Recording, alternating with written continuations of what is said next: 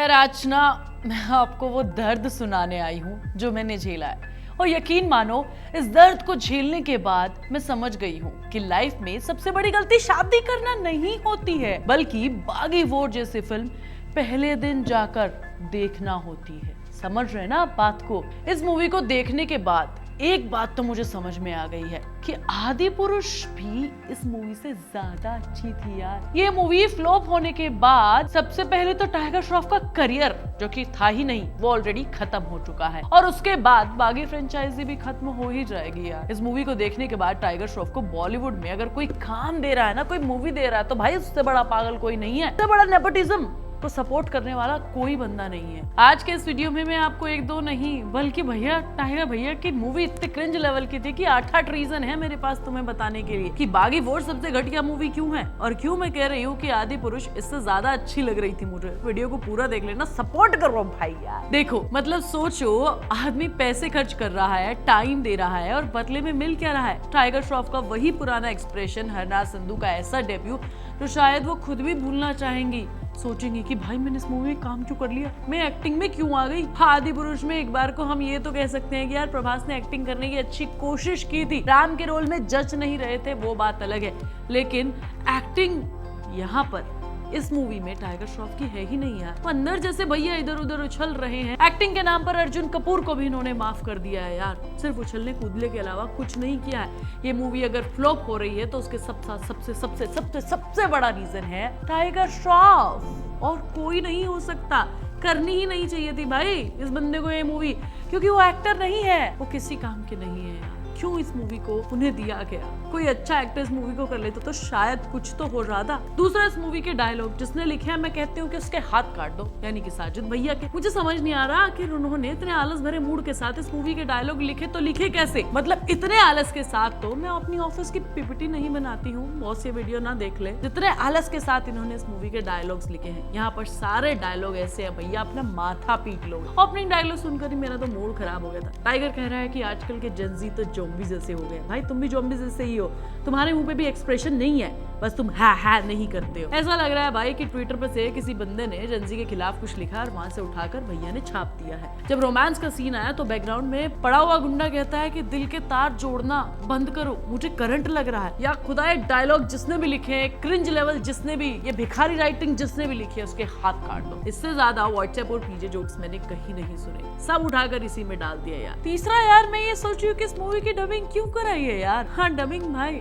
Dubbing में इतनी गड़बड़ है जैसे आवाज किसी और की और मुंह किसी और का। मतलब कैरेक्टर बोल रहा है और साउंड आधे सेकंड बाद आ रहा है। एक पल को लगा कि मैं नेटफ्लिक्स पे कोई टर्किश डब हिंदी में कंटेंट देख रही हूँ यार। मुझे लगता है कि मूवी के सारे क्रिएटर्स का साबुन ना काफी ज्यादा स्लो है। जब इतना सब कुछ खराब हो चुका था तो वीएफएक्स से मैं कैसे उम्मीद रख सकती थी यार। इतने सस्ते वीएफएक्स है कि मेरे घर के पंखे की परछाई भी इनसे बेहतर लगती है। एक्शन सीन में कार ट्रक से टकराती है और अगले ही सीन में शॉट बिना वजह से वो गायब हो जाती है। रेलवे ट्रैक पर पटरी दिखाई नहीं देती। भाई ये क्या हो रहा है? क्या लॉजिक है? किस तरीके से एडिटिंग करने वाले बंदे ने एडिटिंग की है? मतलब कौन सा सस्ते नशे करके मूवी बनाई गई है, मुझे समझ नहीं आ रहा है यार। और रही बात परफॉर्मेंस की, खैर वो है ही नहीं। टाइगर श्रॉफ 1-2-3 एक्सप्रेशन लेकर गुस्सा, उदासी, मैं बहुत कूल हूँ वाला चेहरा लेकर हरनाज सिद्धू के साथ क्रिंज डेब्यू करते हैं। और सबसे बड़ी गलती है कि भाई संजय दत्त को हर जगह भड़काऊ गुंडा क्यों बना दिया जाता है? वही चिल्लाना, वही गालियां, एकदम कॉपी पेस्ट, कुछ नया नहीं। और सबसे मजेदार भाई, जो कुछ अच्छे टैलेंट इनके पास थे उनको इन्होंने वेस्ट कर दिया। सौरभ सचदेवा, उपेंद्र, सुदेश लहरी जैसे कलाकारों को फिल्म में लिया,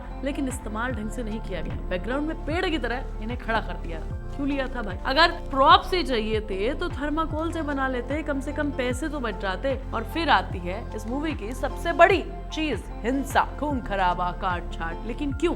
कोई लॉजिक नहीं है। ए सर्टिफिकेट इस मूवी को दिया गया है तो इसके नाम पे चलो भाई खून खराबा डाल देते हैं, दिखा दो खून। मतलब फालतू का क्रिएट करने की कोशिश की गई है यार। इन्हीं खून खराबे की वजह से मन कर रहा था सारे क्रिएटर का माथा फोड़ दूं मैं, जिन्होंने ये मूवी बनाई है। कहानी के साथ कोई जुड़ाव नहीं, बस मार धाड़ किया जा रहा है। गाने आ रहे हैं, जा रहे हैं। फिल्म की हालत ऐसी है कि जैसे थोड़ी सी स्टोरी बन रही थी, तभी अचानक से कोई बेमौके पे गाना आ गया, रोमांटिक सीन चल गया, बैकग्राउंड में डीजे वाला गाना आ रहा है। एक्शन सीन बन रहे हैं लेकिन उनमें कुछ अच्छा एक्शन है नहीं। और रही बात गानों की, तो फिल्म की रफ्तार को बस तोड़ते हैं। मैं सोच रही थी भाई कि क्यों ये सब कर रहे हैं। इससे अच्छा तो ये जितने पैसे इस मूवी को बनाने के लिए लगाए कि यूट्यूब कंटेंट क्रिएटर को दे देते, या फिर इंस्टा शॉर्ट्स में जो आजकल लोग कहानी क्रिएट कर रहे हैं उन्हें दे देते, वो ज्यादा अच्छा बना लेते। और सबसे बड़ी बात, जो एक कॉमेडी करने की कोशिश की है, कॉमेडी आपकी पूरी मूवी है भाई, कोई दिक्कत वाली बात नहीं है। ऐसा देखकर लग रहा था पूरी मूवी को जैसे डायरेक्टर और राइटर ने एक दूसरे को देखा ही नहीं, और एक बोला कि भाई मैंने स्क्रिप्ट लिख दी है, दूसरे ने कहा ठीक है मैं शूट कर दूंगा, लेकिन दोनों साथ में बैठकर बातचीत ही नहीं कर रहे हैं। जब फिल्म बनने लगी तो